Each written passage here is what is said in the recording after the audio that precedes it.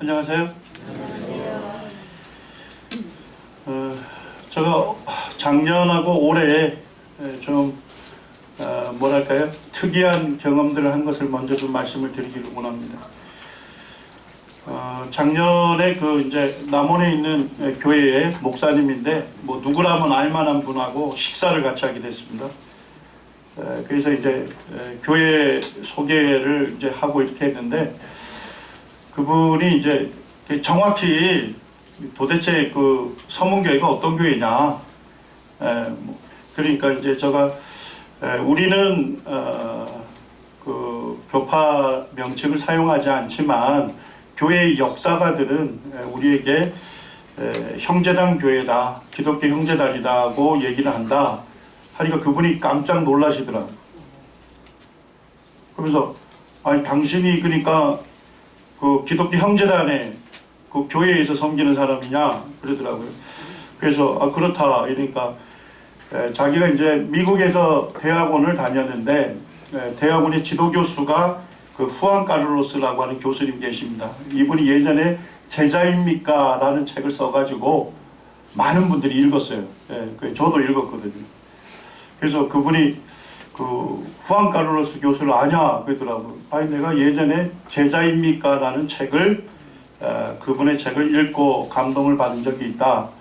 그리고 아마 얼마 뒤에 그분이 남자입니까? 라는 책도 썼거든요. 그래서 그것도 제가 읽은 적이 있다 이랬더니까 자기가 그분한테 박사학위를 받았는데 이분이 수업 시간마다 학생들에게 대학원생들한테 이렇게 얘기했답니다. 너네들이 정말로 성경적인 교회를 이루기를 원하느냐, 정말 경건한 교회를 이루기를 원하느냐, 그렇다면 기독교 형제단에 대해서 연구하라. 그들을 잘 보게 되면 성경적인 교회, 주님께서 사랑하시는 교회가 어떤 교회인지 알 수 있다 라는 말을 자기가 많이 들었는데 한국에 기독교 형제단 교회가 없는데 어떻게 나는 배울 수 있느냐 그 생각을 했답니다. 근데 서문교회가 그와 같은 교회라는 것에 대해서 이분이 놀라고 끝난 다음에 이제 제 손을 잡고서 자기 그 교회로 가서 좀 교제하자고 그래서 제가 커피 대접 받으면서 2시간 동안 그분하고 교제한 적이 있습니다. 올해입니다.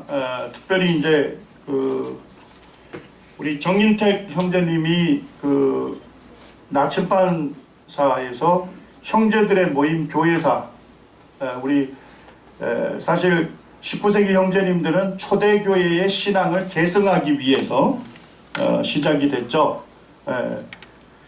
그 형제님들이 어떻게 주님을 섬겼고 그들이 무엇을 믿었는지에 대해서 이 책에 써져 있습니다. 그래서 우리 교회에 대해서 좀 오해하는 목사님이 계셔서 제가 이 책하고 그 다음에 편지를 썼습니다.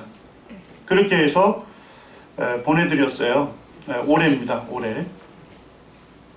한 달 전에 이제 집사람하고 점심을 먹고 제가 카페를 가서 둘이서 커피 한잔 했어요.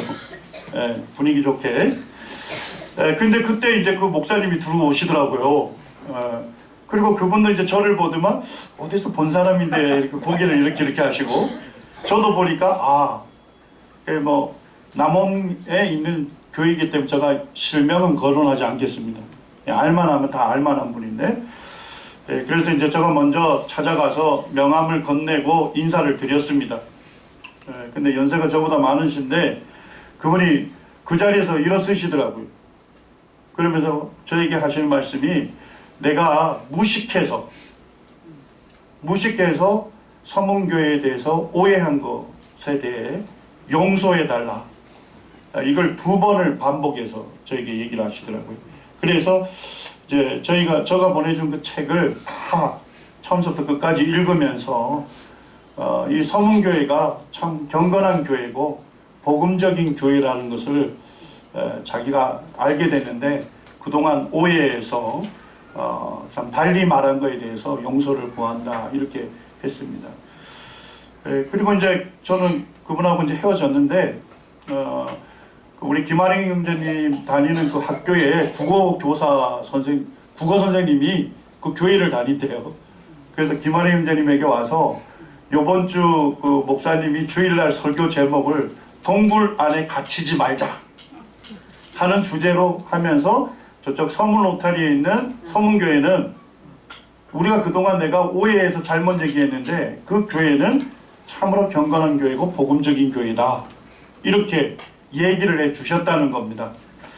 그리고 이제 윤영식 형제님 거래처에 있는 분도 동일하게 그렇게 얘기해 주셨다는 얘기를 들었습니다. 그 다음에 이제 이 책이 이제 형제님이 쓰신 책이 있는데 이 책에 보면 추천사 세 분이 있는데 그 중에 지고촌 교회라고 많이 알려져 있죠. 이동원 목사님. 그 이동원 목사님이 추천서를 직접 썼습니다. 알고 봤더니까 이 이동원 목사님이 미국에서 유학 갔는데 실제 우리 형제님, 그러니까 우리 지역교회에 미국에 있는 장로님의 장학금을 받고서 전액을 재정 지원을 해서 미국에 있는 동안 학교를 마치게 됐어요. 그리고 미국에 있는 동안 우리 그 모임에 이렇게 출석을 하면서 함께 섬겼습니다. 물론 이제 한국에 돌아와서는 침례교회로 이렇게 세웠지만 그래서 형제단 교회에 대해서 빚진 것이 자기가 있기 때문에 그 빚의 갚기위해서라도 추천글을 쓰겠다. 이래서 추천글을 썼습니다. 그 다음에 한 2달 전입니다. 곡성에 있는 장로교회 목사님이시고 또 예장신학이라고 하는 그 신학교회 교수님이시래요. 제가 이제 교회 사무실에 있는데 너쿨하고 똑똑하고 들어오시더라고요. 그러더만 이제 우리 교회 그 소개하는 간판 있죠, 앞에. 그걸 보셨어요. 그러면서 그분이 아니 도대체 이 교회가 어떤 교회이게 FF 브루스라고 하는 그 세계적인 성경학자와 무슨 관계가 있기 때문에 그거 써놨냐 그러더라고요. 그래서 이제 제가 말씀을 드렸고 우리 교회에 대해서 소개를 쭉 하니까 이분이 참 놀라시더라고요. 그러면서 그 여러 가지 자료들을 복사를 해가서 자기가 그 성경학교에서 가르쳐야 되겠다. 교회사를 가르칠 때 그렇게 이제 얘기를 해주셨습니다. 제가 사실 이제 이 우리 모임에서 성장하면서 그런 생각을 많이 했습니다. 19세기 형제님들이 어떻게 주님을 섬겼는지에 대해서는 책을 통해서 또 많은 소개들을 통해서 제가 듣게 되는데 과연 이제 20세기 불과 우리하고 얼마 안 되는 이 가까운 시대에도 20세기 형제님들이 정말 19세기 형제님들처럼 영적인 그런 대부흥을 이뤘고 그 다음에 이제 여러 그 교파와 지역교회들에게 선한 영향력을 미쳤을까? 그게 늘 궁금했어요. 정말 이 19세기에 영적인 대부흥을 이루다가 불이 활활 타다가 사그러진 것인지 아니면 20세기에도 여전히 그와 같은 영적인 대부흥을 이루고 여러 교회에 선한 영향력을 미쳤는지에 대해서 제가 궁금해서 요번에 이제 준비를 좀 했습니다. 이 사진은 국제 형제들의 수양회라고 우리말로 이렇게 바꿀 수 있을 것 같아요. 그래서 전 세계에서 교회를 섬기는 인도자들이 4년마다 한 번씩 모여서 함께 교제하고 하는 수양회라고 생각하시면 됩니다. 올해 6월에 있었습니다. 근데 한 1000여 명의 형제님들이 함께 모여서 말씀을 교제했습니다. 제가 이제 그 광야를 걸은 적이 있습니다. 7년 전인데요. 지금 이제 광야를 걸을 때 사진이에요. 보니까 다들 유쾌한 것 같죠? 기분 좋아요. 처음에 걸을 때는. 처음에 걸을 때 막 선도하고 야호하면서 사진도 막 찍고 이래요. 근데 한 10분, 20분 지나면 말수들이 점점 줄어들어요. 그 다음에는 침묵으로 일관해요. 그 다음에 나타나는 현상이 있습니다. 바로 앞 사람의 발자국을 그대로 밟고 걷는 거예요. 그래서 이 광야는 사실 끝이 없잖아요. 그래서 한 50분 걷고 저희가 10분 휴식을 했습니다. 근데 거의 뻗었잖아요. 그래서 제가 광야를 걸으면서 하나 깨닫고 주님 앞에 감사한 게 있습니다. 앞서서 믿음의 길을 걸었던 그 믿음의 선배들이 얼마나 귀하고 감사한지.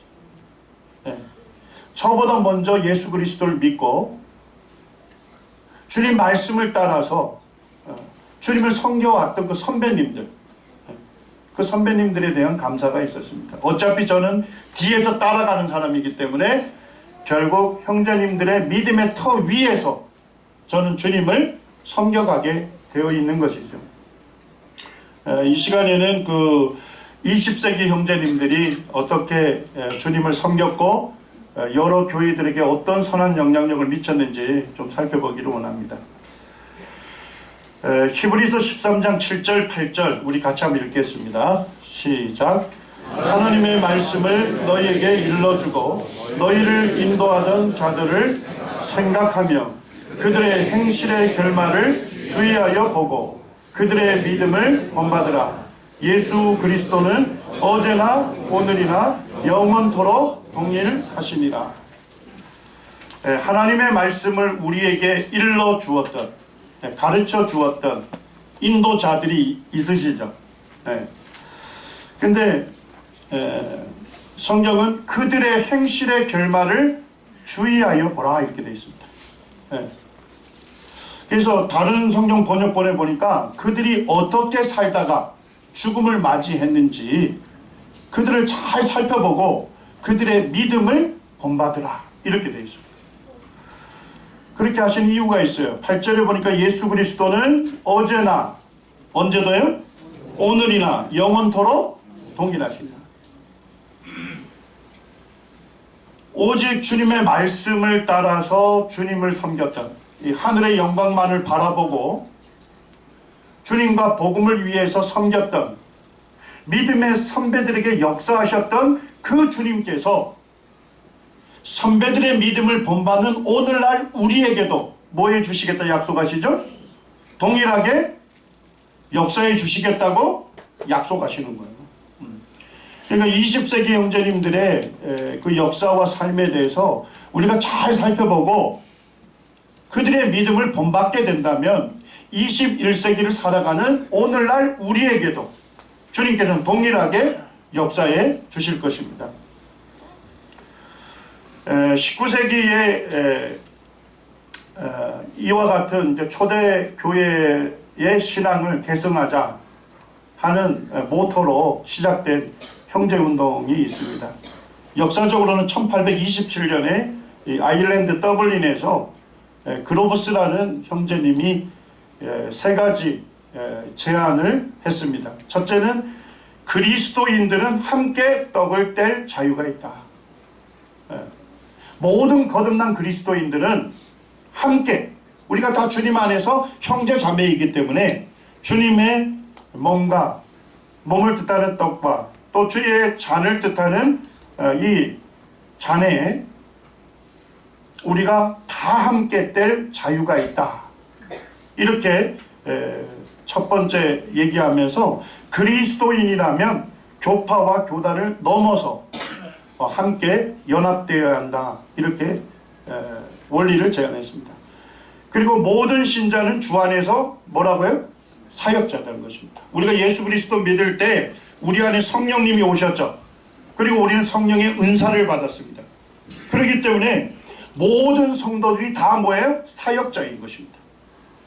모든 성도들이 서로를 섬김으로써 부족함 없이 예수 그리스도를 우리가 풍성하게 경험하며 섬길 수 있도록 해주신 거예요.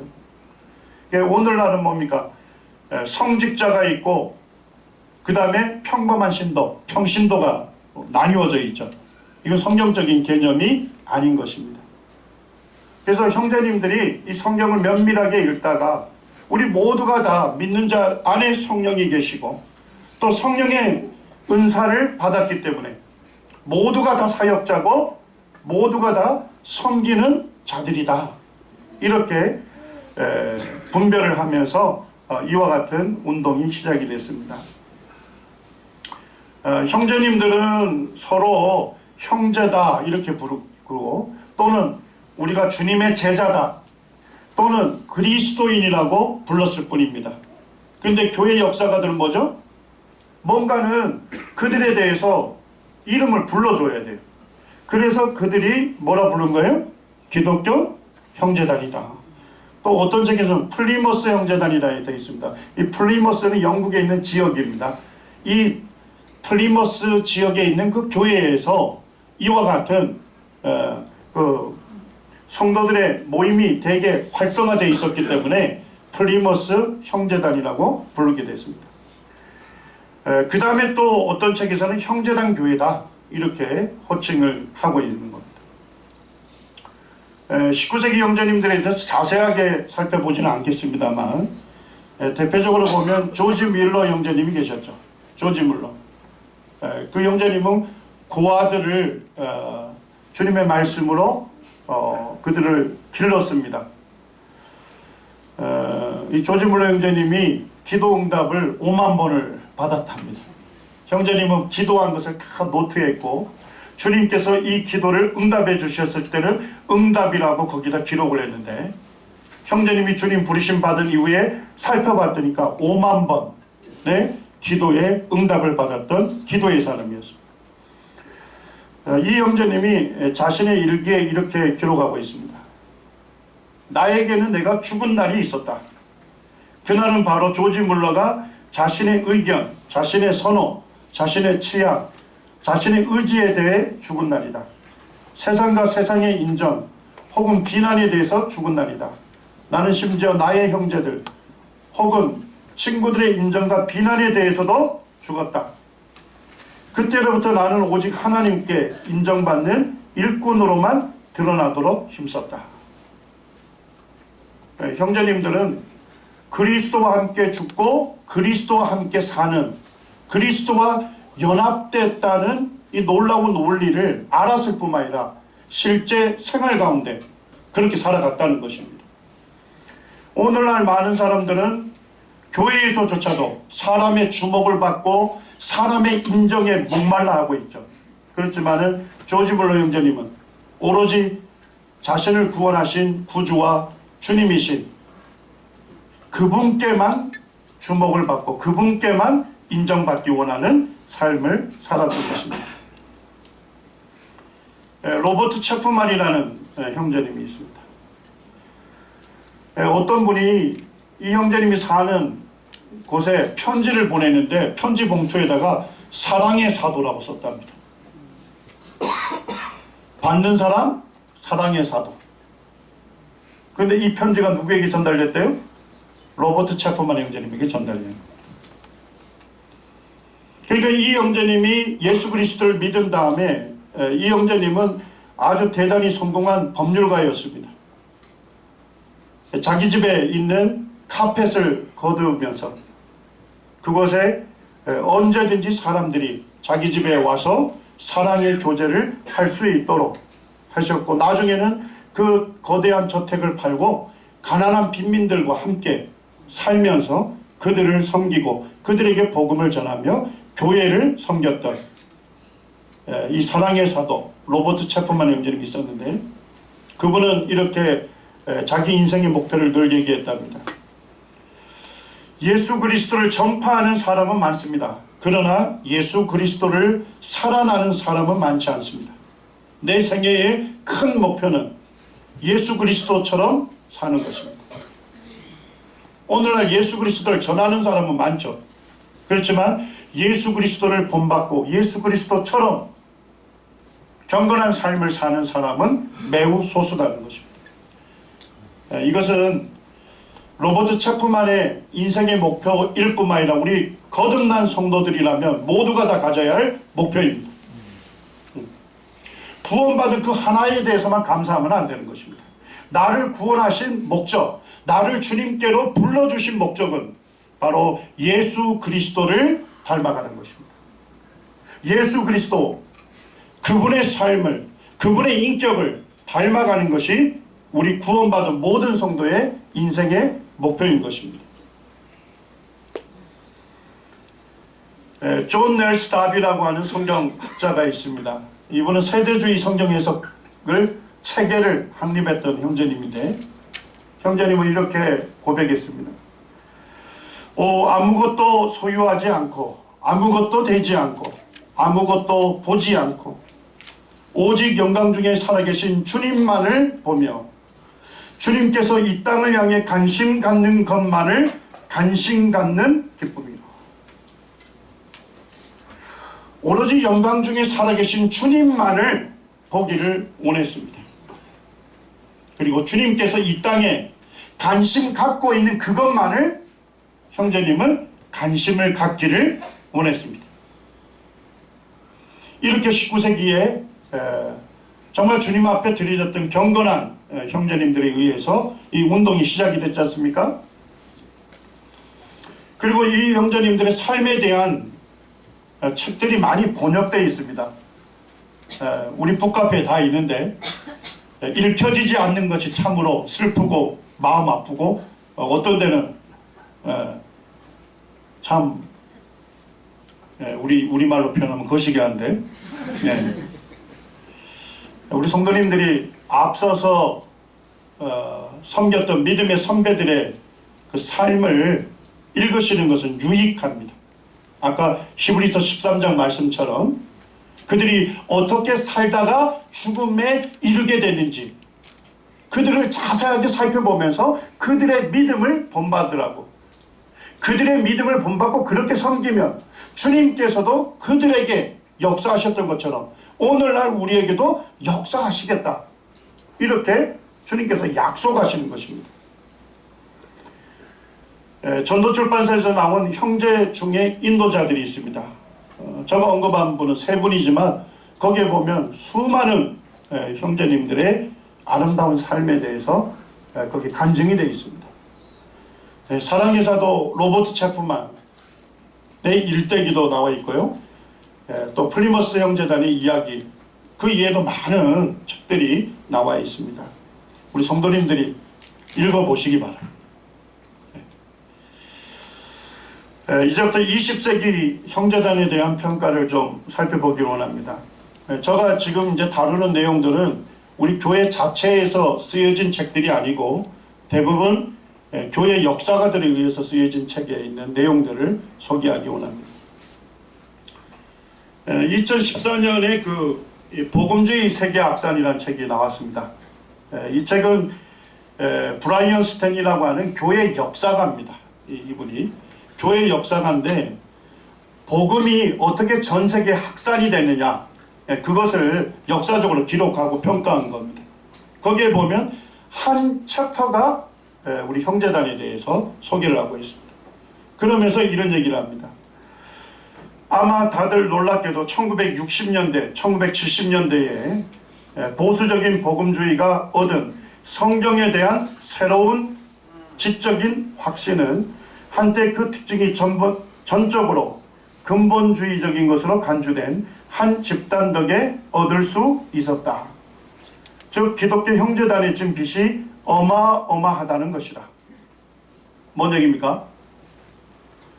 1900년대 넘어오면서 이 성경을 수많은 사람들이 이 성경을 비난하고 공격했습니다. 그런데도 형제님들이 이 성경을 면밀하게 연구해서 이 성경이 오류가 전혀 없는 하나님의 말씀이다, 신뢰할 만한 말씀으로 믿을 수 있고 받을 수 있다는 것을 계속 증거하는 논문들과 책을 저술했습니다. 그래서 1960년대와 70년대 이 성경에 대한, 이 성경이 하나님 말씀이라는 확고한 확신을 갖게 하는 데 있어서 우리 형제님들이 그들에게 미친 영향력은 엄청나다고 평가를 하고 있습니다. 헤럴드 로우든이라는 이 교회 역사가도 이렇게 갑니다. 형제단의 공헌과 경험은 그들의 수와 비교할 때 뛰어난 것이다. 숫자적으로 좀 적을 수 있지만 영향력은 엄청났다는 것입니다. 그들은 성경이 계속 비난의 세례를 받았을 때 변함없이 성경의 권위를 뭐 했다고요? 고수했다는 것입니다. 형제단의 많은 신자들은 초교파적인 여러 기관에서 어떤 위치를 차지했답니까? 지도적인 위치를 차지했답니다. 저도 굉장히 놀랐습니다. 형제단에 속한 형제님들이 초교파적인 성경기관에서 지도적인 위치를 차지하고 있었습니다. 그들은 복음전도에 적극적이었고 그리스도의 몸으로서의 교회에 대하여 관심을 끌게 하였습니다. 또 다른 분이 쓴 책에서는 이렇게 얘기합니다. 형제단은 1940년대 후반부터 영국 및 세계 보수적인 복음주의자들에게 어떠한 영향력을 미쳤다고요? 상당한 영향력을 행사하기 시작했다. 이렇게 되어 있습니다. 그 다음에 형제님들 중에 존 랭이라고 하는 저명한 사업가가 있었고 또 존 핸더슨이라고 하는 스코틀랜드의 국회의원이고 또 이 농산물 수입자들의 회장이 되는 형제님이 있었습니다. 우리 빌리 그레함 잘 아시죠? 빌리 그레함이 전 세계 대대적인 복음을 전했잖아요. 그런데 빌리 그레함이 영국에서 복음을 전하고 호주에서 전할 때, 대대적으로 전할 때 그때 고문단의 몇 퍼센트가 형제님들이었습니까? 28%. 그러니까 빌리 그레함이 영국과 호주에 복음을 전할 때 형제님들과 함께 협력해서 대대적인 복음을 증거했다는 것입니다. 그 초교파적인 그 기간 중에 IVF라는 게 있습니다. 우리말로는 이제 기독학생회라고 되어 있는데요. 영어로 보게 되면 지성사회의 복음화를 목적으로 이 단체가 세워졌어요. 그래서 전 세계적으로 있는데 이 기독학생회의 총무는 대표를 얘기합니다. 지금도 총무라는 이름을 쓰고 있는데 더글러스 존슨 형제님은 1928년에서 몇 년도까지 총무를 지냈습니까? 엄청나게 많은 기간 동안 거기에 총무, 대표를 지냈습니다. 존 레어드라고 하는 의사이면서 이렇게 평생 이 형제로서 섬겼던 이 형제님은 이 어린이 특별선교회 또 십자군 운동을 지도하며 엄청난 열매를 거뒀습니다. 그리고 성서 유니온 잘 아시죠? 초교파적인 거기 기간에 공동 총무를 거쳐서 단독 총무를 맡았습니다. 근데 굉장히 최근까지도 이 형제님이 1980년대까지 이와 같은 초교파적인 기간의 대표를 맡았습니다. 존 레어드 형제님은 우리 모임의 경계를 넘어서 재능이 있는 은사가 있는 성경 교사들을 발굴해서 재정적인 지원까지 했습니다. 근데 그들 안에 누가 포함이 되어 있었어요? 20세기 최고의 설교가라 불리는 존 스토트도 형제님의 후원과 지원을 받았습니다. F.F. 브루스는 20세기 최고의 복음주의 신약학자고 기독교 변증가인데 이 분은 우리 형제님이시죠. 그가 과연 형제단은 누구인가 하는 그 논문을 썼는데 거기에서 이렇게 얘기합니다. 기독교 형제단은 교회사에서 정통적으로 받아들인 교리를 그대로 믿고 있습니다. 그들이 믿는 바로는 믿음과 실행의 유일한 기초는 뭐라는 겁니까? 절대무오한 성경. 우리 형제자매님들이 항상 물어야 할 질문이 있습니다. 우리가 믿음에 있어서 교리에 있어서 뭐예요? 성경은 어떻게 말씀하십니까? 이게 최고의 권위입니다. 성경이 어떻게 말씀하느냐에 따라서 우리의 모든 토론과 논의가 맞춰지게 되어 있습니다. 삶에 있어서도 말합니다. 중요한 것입니다. 삶에 있어서도 성경은 우리에게 무엇을 말하는가? 성경이 말한다면 모든 논의와 토의가 맞춰지게 되어 있습니다. 형제님들은 이 성경을 믿음과 실행의 유일한 기초로 삼았던 것입니다.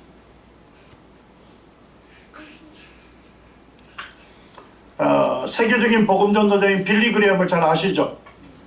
빌리 그레함은 형제님들에 대해서 이렇게 얘기했습니다. 복음주의 성경학자들은 언제나 형제단에 속한 소들의 우유를 얻어 마셨다. 자, 뭔 얘기입니까?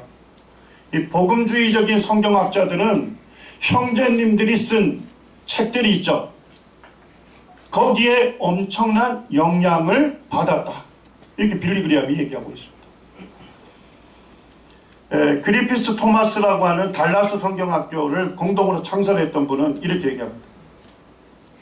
형제단이야말로 교회 역사상 하나님의 자녀 중에서 진리를 가장 바르게 뭐한 사람들이에요? 해석한 사람들이었다. 존 스토트를 잘 아시죠? 그는 이렇게 얘기합니다. 형제단의 많은 모임도 매주 주일 아침에 함께 떡을 떼고 오늘날 우리와 같이요. 그리고 저녁엔 항상 뭘 열었습니까? 복음 집회를 엽니다. 이게 영국의 전통입니다. 영국에 있는 지금 모임들을 가보면 아침에는 우리와 같이 떡을 뗍니다. 떡과 잔을 통해서 주님의 사랑과 은혜를 기념하는 예배를 드립니다. 그리고 저녁에는요 항상 복음 집회로 모입니다. 그런데 존 스토트는 이렇게 얘기합니다. 그들이 보여주는 복음 전도에 대한 열정은 가히 뭐 할다고요? 존경할 만한 것이다.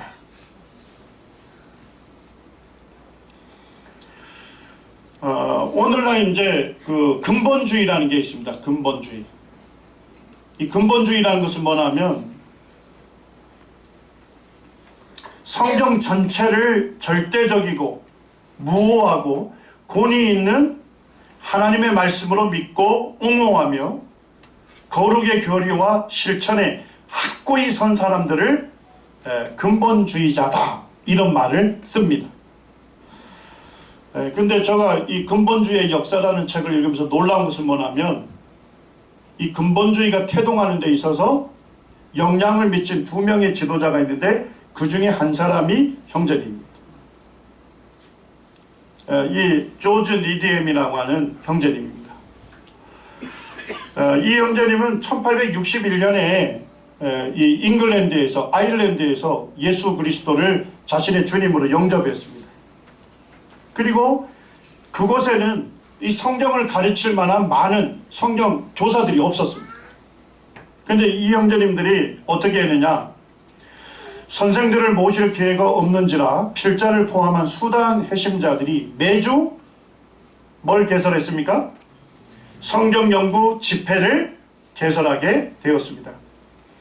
우리는 주의 깊게 성경과 성경을 비교해보는 노력을 하면서 주님 앞에 기도함으로 어려운 성경 구절에 대해 밝은 빛을 기다렸더니 마침내 말씀은 살아있고 참되고 이해 가능한 귀한 말씀이 되었습니다.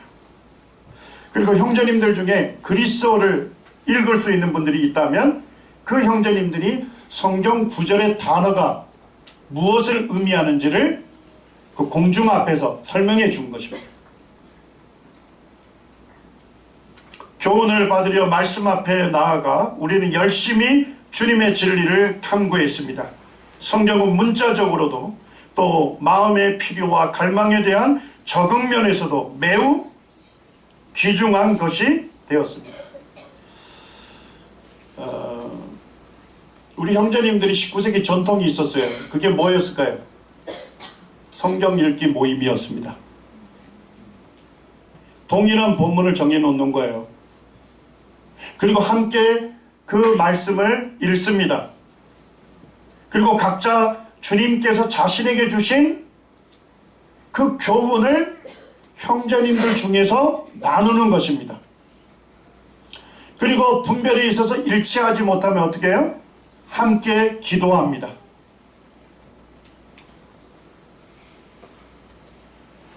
이렇게 면밀하게 주님의 말씀으로 교훈을 받을 뿐만 아니라 주님께서 하신 말씀이라고 확신했을 때는 어땠을까요? 그 말씀에 절대적으로 순종했습니다. 자, 남은 성문교회도 이와 같은 성경 읽기 모임이 있습니까? 예, 금요일에 있어요. 금요일에 있습니다. 이거는 믿음의 선배들이 해왔던 아름다운 그 전통이에요. 성경을 함께 읽고 각자가 주님으로부터 받은 그와 같은 교훈들을 우리 중에 나눔으로써 주님께서 이 성경을 통해서 우리에게 주시는 풍성한 교훈들을 함께 누릴 수 있도록, 그리고 주님께서 주신 말씀이라고 우리가 확신했을 때는 어떻게 했죠? 그 말씀에 절대적으로 순종했다는 것입니다. 이 형제님들의 아름다운 그 믿음의 본을 오늘날 우리에게 비춰보기를 바랍니다. 네. 저는 우리가 역사적으로 형제단 교회에 속한다, 아무런 의미가 없습니다. 실제로 그 선배님들이 그렇게 성경을 연구하고 그 다음에 하나님 말씀으로 확신했던 것을 절대적으로 순종해 갔던 그와 같은 아름다운 모습을 본받지 않고 있다면 형제단 교회라고 하는 것이 큰 의미가 없는 것입니다. 이 형제님은 이제 미국으로 건너가게 됐고, 미국에 건너가다 보니까 이 영국에서 성도들과 함께 성경 읽기를 했던 그 아름다운 그와 같은 모임을 함께 하기를 원했어요. 그래서 형제님은 우리 형제단 교회에서 말씀을 전할 뿐만 아니라 나이아가라 아시죠? 폭포, 캐나다하고 미국 경계에 있는 폭포입니다. 그래서 이 캐나다 쪽에, 이 나이아가라 폭포 쪽에 있는 그곳에서 사경회로 모였습니다. 쉽게 하면 수양이라고 생각하면 됩니다. 그런데 이 수양회는 전적으로 뭐만 하는 수양회예요? 성경을 함께 읽고 받은 교훈들을 각자 나누고, 그러는 사경회였습니다. 근데 이것은 초교파적으로 이루어졌습니다. 마지막 주일이 되면 침례교인들, 해중교인들, 감리교인들, 장로교인들, 그리고 심지어 형제단을 대표하는 몇 사람이요? 550명의 사람들이 주의 날에 해가 넘어가기 직전 주께서 오실 때까지 주의 죽으심을 나타내려고 식탁에 모였습니다. 그리고 모든 이름 위에 뛰어나신 바로 예수 그리스도, 그 이름의 높으심을 우러러 경배하는 데서 교파적 차이가 잊어졌음을 알고 즐거워했습니다. 이 나이아가라 사경회 때문에 근본주의가 태동이 된 겁니다. 왜 근본주의가 태동했냐면 그 당시 뭐예요?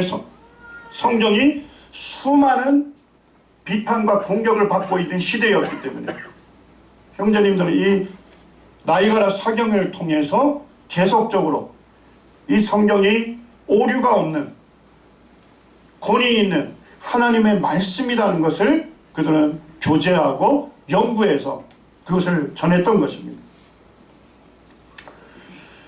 이게 우리나라에까지 영향을 미쳤어요. 실제로는 역사적으로 보면 최초에 한국을 방문했던 선교사분들이 있습니다. 그 중에 언더우드도 있고 말콤 패닉이라는 분도 있어요. 이 말콤 패닉은 침례교에서 파송한 선교사인데, 이 말콤 패닉이 어디에 참석한 거예요? 나이아가라 수양회 사경에 참석을 한 거예요. 거기서 도전을 받습니다. 형제님들이 성경 예언이 역사적으로 그대로 성취되는 것을 그들 중에 가르쳤습니다. 그렇기 때문에 주님께서 오신다고 하는 이 주의 재림에 대한 진리에 대해서도 그들에게 전했습니다. 그때 거기에 있는 많이 참석한 분들이 뭐예요? 우리가 주의 재림을 준비하자. 그래서 거기에 있는 사람들이 복음을 들고 땅 끝으로 가게 됐습니다. 그 중에 한 사람이 누구예요? 말콤 패닉입니다. 우리나라에서 소개가 좀 덜 된 분이에요. 왜냐니까 초기에 뭐예요? 언더우드나 이런 선교사들이 와서 지역별로 이렇게 나누었습니다. 그래서 침례교는 북한을 선교하기로 한 거예요. 그러니까 패닉 형제님은 북한에서 복음을 전했고 형제님의 전도를 통해서 200여 교회가 세워졌던 것입니다. 언더우드를 잘 아시죠? 최초의 선교사고 연세대학교를 설립했던 분입니다. 그런데 이분도 이 나이가라 수양회의 영향을 받은 분이에요. 그래서 천년왕국 전에 주님께서 재림한다는 그 성경의 말씀을 문자 그대로 그는 믿고서 주의 재림을 준비해야 되겠다 해서 어디로 온 것입니까? 어디로 왔어요? 한국에서 왔습니다. 한국으로 들어온 것입니다.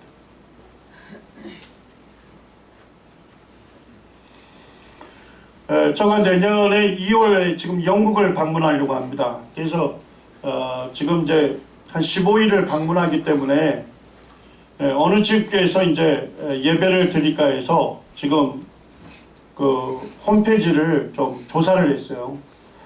근데 옥스퍼드 지역에 5개의 우리 모임이 있어요. 있는데 그 중에 제임스 스트리트 교회가 있었습니다. 근데 제임스 스트리트 교회에 역사 부분이 있었어요. 역사 홈페이지에 역사가 떠 있는데 거기에 보니까 누가 나오냐면 제임스 스트리트 교회에 주목할 만한 과거 신자로는 누가 나오죠? 제임스 패커가 나옵니다. 그가 학생이었고 나중에 기독교 고전인 하나님을 아는 지식의 저자가 되었다 이렇게 되죠. 제가 굉장히 놀랐습니다. 제가 대학생 때 이 제임스 패커가 쓴 하나님을 아는 지식이라는 책을 구입하게 됐어요. 그런데 이 책을 읽으면서 얼마나 감격인지 몰라요. 우리가 믿고 섬기는 하나님, 예수 그리스도의 그분의 신성, 그분의 신적인 성품에 대해서 얼마나 세세하게 써 있는지 저거 읽으면서 무릎 꿇고 주님 앞에 감사를 드렸던 책입니다. 그리고 토요일 저녁이 되면 이 책을 한 챕터씩 읽었습니다. 그러면서 제 마음을 준비했습니다. 예배를 드리기 위해서 제 심령에 이 책을 읽는 것만으로도 우리 주님의 사랑과 은혜가 제 심령에 풍성하게 자리 잡았습니다. 알고 봤더니 이 책이 사실은 세계적으로 많은 사람들에게 읽혀진 책입니다. 근데 이와 같은 책을 쓸 수 있었던 것도 결국 누구들로부터 가르침을 받았습니까? 형제님들로부터 가르침을 제임스 패커가 받았기 때문에 이와 같은 책을 쓸 수 있었다는 거죠. 사실 불과 알게 된 것은 한 2주 됐습니다. 이 제임스 패커가 평신도가 사라진 교회라고 하는 책을 쓴 분의 추천글에 이렇게 쓰고 있습니다. 설교자는 강단에, 평신도는 좌석에. 이 둘은 1848년 당시 주류를 이루던 그리스도인의 정서였습니다. 그리스도 안에서 거듭난 사람은 누구나 영원히 수동적으로 살도록 계획하지 않으셨음을 교회도 깨닫기 시작했습니다. 모든 그리스도인은 누구나 사역으로 부름을 받았습니다. 우리 이곳에 있는 모든 형제자매님들이 뭘로 부르심을 받았다고요? 사역자로 부르심을 받은 겁니다. 누구나 일종의 섬기는 역할을 감당하도록 하나님이 구비시키셨습니다. 우리는 이미 2000년 전에 사도 바울이 쓴 내용을 이제야 깨닫기 시작한 셈입니다. 에베소서 4장 말씀대로 주님의 몸 안에서 각각의 지체가 은사를 사용해서 사역을 감당한다는 사도 바울의 비전은 그의 시대 직후에 곧 뭐 했다고요? 실종되었습니다. 뭔 얘기예요? 초대교회의 모든 성도들이 각자 받은 은사로 서로를 섬기는, 모두가 다 사역자로 섬기는 그와 같은 일이 있었는데 조금 지나자마자 어떻게 됐어요? 그게 실종이 된 거예요. 그런데 1세기 반 전에 기독교 형제단에 의해서 어떻게 됐습니까? 재발견됐습니다. 지금 우리가 누리고 있는 이와 같은 놀라운 신약교회의 원리는 불과 발견된 지 얼마 안 돼 있습니다. 모든 형제자매가 각자 주님으로부터 받은 그 성령의 은사로 서로를 섬기는, 모두가 사역자로 섬기는 이 원리는 형제님들에 의해서 재발견됐고 오늘날 가르쳐지고 있는 것입니다. 그렇기 때문에 우리조차도 이 교회의 사역자가 누구냐? 그러면 누구라고 얘기해야 되죠? 저가 이 교회의 사역자 중에 한 사람입니다. 이렇게 고백하셔야 돼요.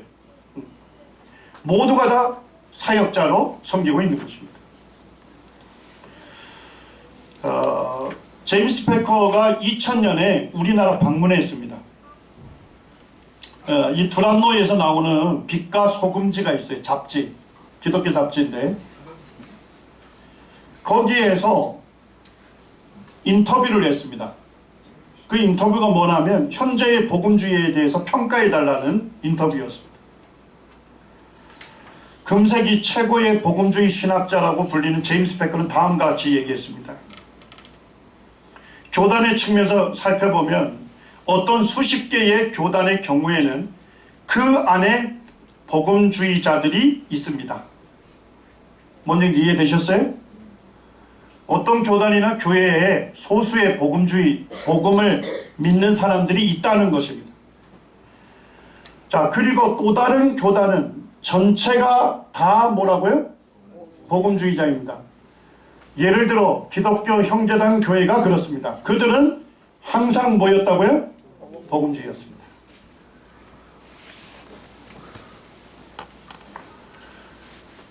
우리가 믿는 이 복음의 진리가 놀라운 것이죠.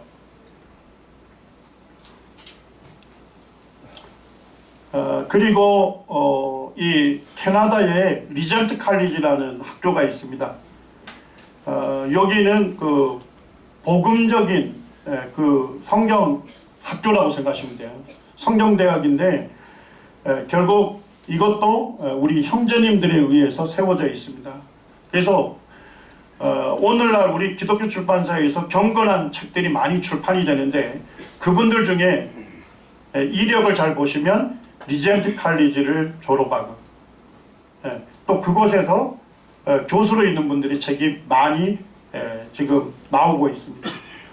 지금 제임스 패커는 이 리젠트 칼리지 형제님들이 세운 이곳에 명예교수로 있으면서 형제단의 역사에 대한 논문 지도를 하고 있습니다. 제가 기독교 형제단에 대한 논문을 한 편 읽었습니다. 근데 봤더니까 대학원 졸업 논문이에요.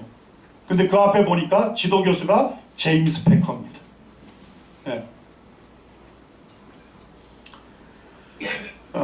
이 F.F. 브루스는 20세기 최고의 복음주의 신약학자라고 알려져 있고 우리나라에서도 이 형제님의 책이 20여 권이 번역되어 있습니다.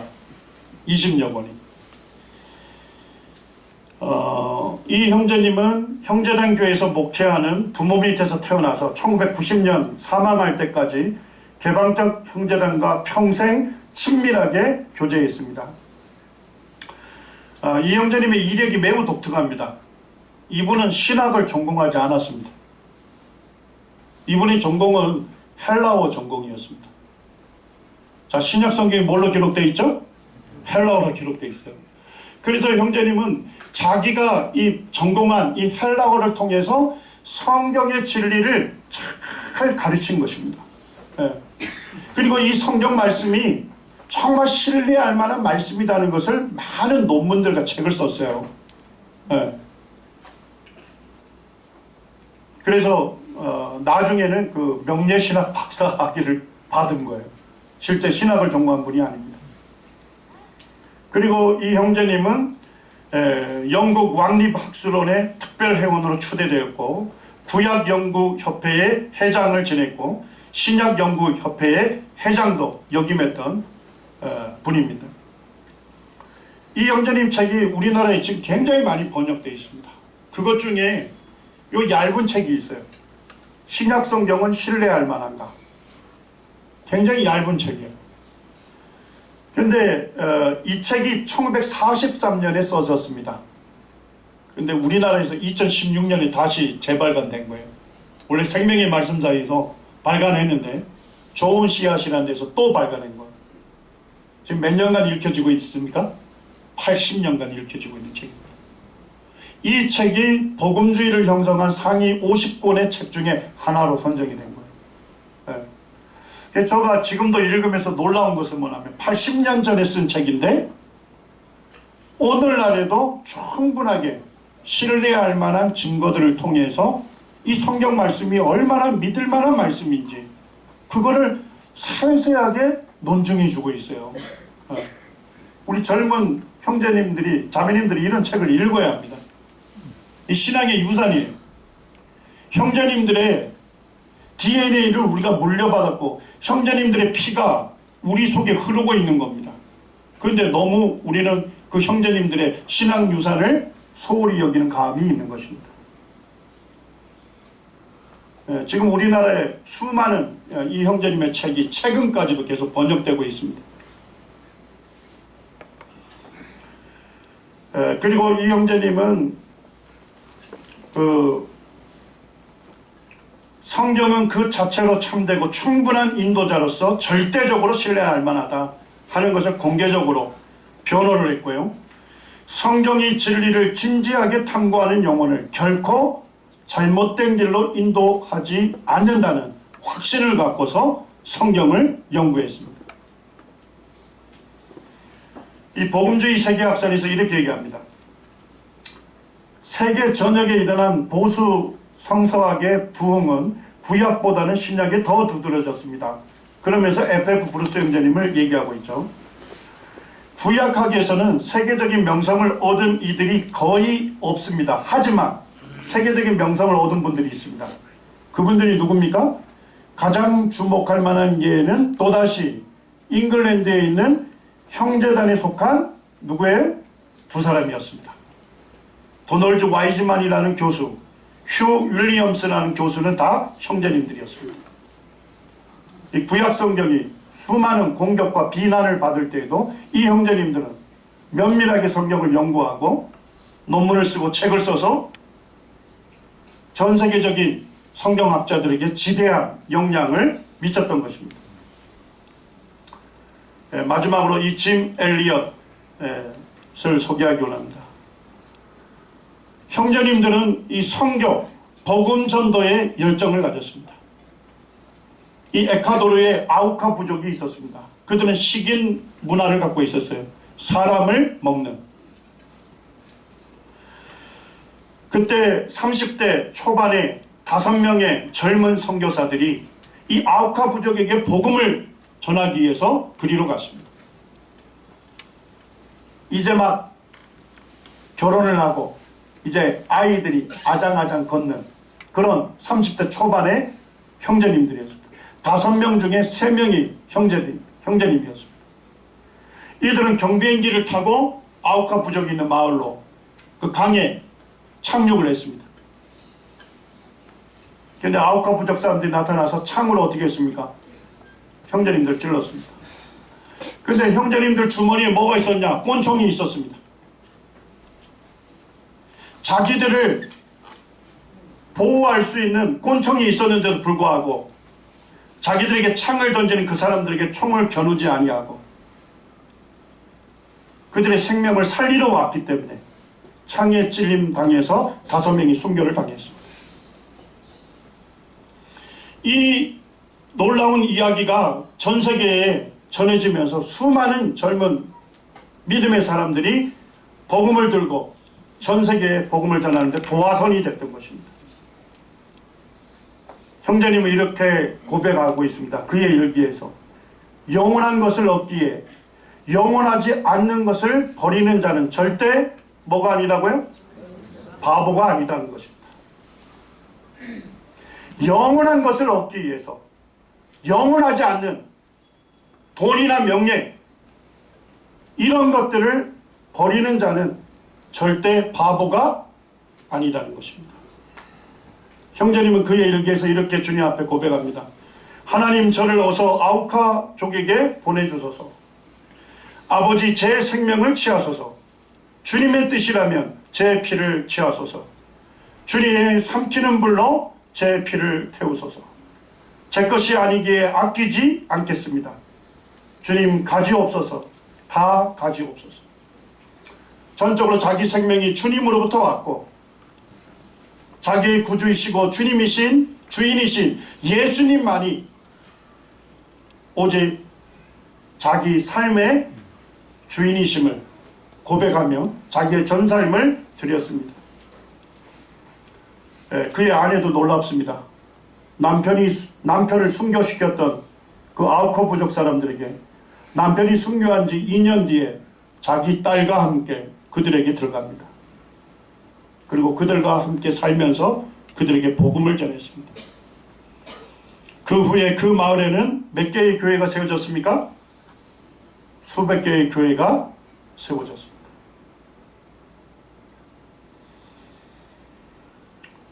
이 짐 엘리엇이라는 형제님, 우리 전도출판사에서 영광의 문이라고 하는 그분의 생애를 다루고 있습니다.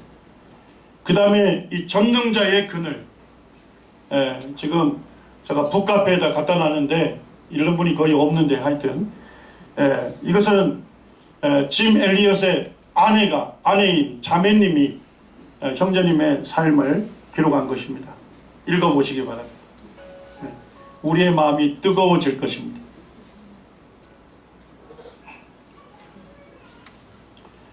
한 분이 더 있네요. 마지막 분이네요. 이분은 존 레녹스 형제님인데 지금 옥스퍼드 대학교 수학과 교수이시고 지금 이제 영국에 있는 모임의 목회자로 섬기고 있습니다. 현재. 이 형제님은 스티븐 호킹 잘 아시죠? 스티븐 호킹, 리차드 도킨스, 그 다음에 크리스토퍼 히친스, 아주 이분들은 무신론자일 뿐만 아니라 공격적인 무신론자들이죠. 그들과 공개적인 토론을 벌였습니다. 형제님은 리차드 도킨스하고도 2007년, 2008년에 2번 공개적인 토론을 했습니다.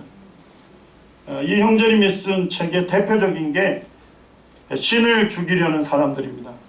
2년 전에 나왔어요. 저도 몰랐다가 요번에 자료를 검색하면서 찾았는데 이렇게 샀습니다. 읽으면서 감동을 받았습니다. 과학이 오늘날 성경을 공격하는 것이 아닙니다. 올바른 과학은 창조주가 없이는 설명이 되지 않습니다. 우리 젊은 형제자매님들이 주의 복음을 전하는데 열정을 품으려면 이런 책을 읽으시기 바랍니다. 그리고 이 크리스토퍼 히친스라고 하는 아주 굉장히 알려진 무신론자죠. 수많은 사람들을 주님으로부터 멀어지게 하는 사람입니다. 이 사람하고도 공개적인 논쟁을 했습니다. 이렇게 많은 사람들과 공개적인 논쟁을 지금 벌이고 있는 형제입니다. 지금도 살아계십니다. 요번 국제수양회 때 존 레녹스 형제님이 주제 말씀도 전했습니다. 그 옆에 있는 사람이 누군지 좀 아시겠어요? 두툼하게 생기신 분? 최충민 형제님이 같이 참석하면서 인증샷 찍어서 이렇게 올렸습니다. 자, 정리하겠습니다. 이제 20세기 형제님들이 목숨 걸고 믿고 섬겼던 것이 무엇일까요? 이게 무슨 책입니까? 성경입니다. 오류가 없는 하나님의 말씀에 대해서, 이 성경에 대해서 철저하게 변호했습니다. 철저하게 변호할 뿐만 아니라 이 성경을 통해서 하나님의 말씀으로 믿어지면 그들은 그 말씀에 어떻게 했습니까? 전적으로 순종했습니다. 오늘날 우리의 연약한 부분은 뭐냐? 하나님의 말씀이라는 것을 너무나도 분명히 잘 안다고, 옳게 분별한다고 하지만 그 말씀에 전적으로 순종하는 분들이 매우 드물다, 이런 얘기입니다. 두 번째는 뭡니까? 주님의 재림에 대한 열망을 가졌습니다. 형제님들은 성경 예언에 대해서 탁월한 이해를 가졌습니다. 성경 예언이 역사적으로 그대로 성취되는 것을 밝혀냈던 분들이에요. 그리고 성경이 말씀하는 대로 주님께서 다시 오실 것이라는 그와 같은 열망을 품고 복음을 전하고 있는 것입니다. 오늘 드렸던 주님께 대한 예배입니다. 매주마다 주의 첫날에 떡과 잔을 통해서 우리 주님을, 우리 구주를 경배하고 그분을 찬양하죠. 근데 형제님들은 거기서 맞춰진 게 아닙니다. 주의 첫날에 주님의 떡과 잔을 통해서 주님을 찬양하고 경배했던 그것이 뭐로 이어졌어요? 일주일 내내 가정과 일터에서 우리 주를 기념하고 우리 주님을 찬양하고 경배하는 삶을 살았기 때문에 그들은 경건한 사람들이었습니다. 거룩한 사람들이었습니다. 우리 형제자매님들 개인적으로 기도할 때나 주님 앞에 때로 연약해서 우리의 연약함을 얘기합니다만, 그렇지만 우리의 삶은 이 예배 때에만 주님 앞에 감사와 찬양이 드려지기를 원하는 것이 아닙니다. 주님 목적하신 건 뭡니까? 주의 첫날에 드려진 감사와 찬양이 일주일 내내 우리 가정과 일터에서 드려지기를 원하는 것입니다. 주일 아침에만 드려지는 이 예배, 여기서 끝난다면 의미 없는 예배인 것입니다. 말뿐인 예배인 것입니다. 주님 받지 않는 예배인 것입니다.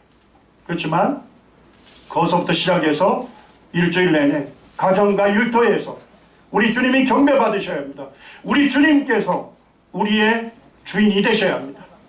그럴 때 정말 저들은 형제들이다, 이런 평가를 받게 될 것입니다. 마지막은 모든 성도가 은사를 따라 사역하는 것입니다. 우리 형제자매님들이 다른 교회 분들로부터 혹 질문을 받더라도 이렇게 대답하시기 바랍니다. 이 서문교회 사역자가 누구냐? 누구라고요? 네, 저가 그 교회 사역자 중에 한 사람입니다. 네, 그렇게 사셔야 돼요. 말씀 전하는 몇 분이 사역자가 아닌 것입니다. 그들은 단지 말씀 사역자일 뿐이에요. 네. 우리 모든 형제자매님들이 다 주님으로부터 사역자로 부르심을 받았기 때문에 모든 성도들이 사역자로 주님 앞에 섬기셔야 합니다. 그럴 때 이 교회가 주님의 몸으로서 성장하게 되고 머리 되신 주님이 영광을 누리게 되시는 겁니다. 제가 요번에 이와 같은 것들을 준비하면서 제 마음이 좀 뜨거웠습니다. 그와 같은 형제님들의 그 DNA가 우리에게 있고 그 형제님들 피가 우리 속에 흐르고 있습니다. 그런데 우리가 이와 같은 신앙유산을 좀 더 귀중히 여기고 그와 같은 신앙유산을 우리의 삶 속에서 누렸으면 좋겠다, 그런 마음으로 이 시간 사용을 했습니다. 감사합니다.